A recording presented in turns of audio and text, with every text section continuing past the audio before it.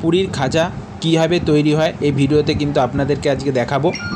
আর এই পুরীর খাজা অনেকগুলো কিন্তু ময়দা স্তর দিয়ে কিন্তু সেটাকে কিন্তু ভেজে মুচমুচে করে তারপরে কিন্তু চিনির শিরায় কিন্তু ডুবিয়ে সেখান থেকে তোলা হয়। আর এই খাজা বানানোর জন্য কিন্তু যেসব দোকানগুলো রয়েছে সেখানটাতে কিন্তু পৌঁছে গিয়েছিলাম আর দাঁড়িয়ে থেকে সেখান থেকে কিনে নিয়েছিলাম কিন্তু এই মুচমুচে পুরীর খাজা। আর এখান থেকেই কিন্তু কিনেছিলাম 120 টাকা কিলো দরে কিন্তু এই খাজা, অনেক সস্তায়। আর এই খাজা পাবেন আপনি পুরীর যে বাজার রয়েছে সেই বাজার এলাকায়। এবং এই পুরীর এই খাজাগুলো যেগুলো সাধারণত দিতে দিতে কিছুটা ভেঙে যায়, সেই ভাঙা অংশগুলো কিন্তু 60 টাকা কিলো দরেও কিন্তু এই খাজাটা নিতে পারেন।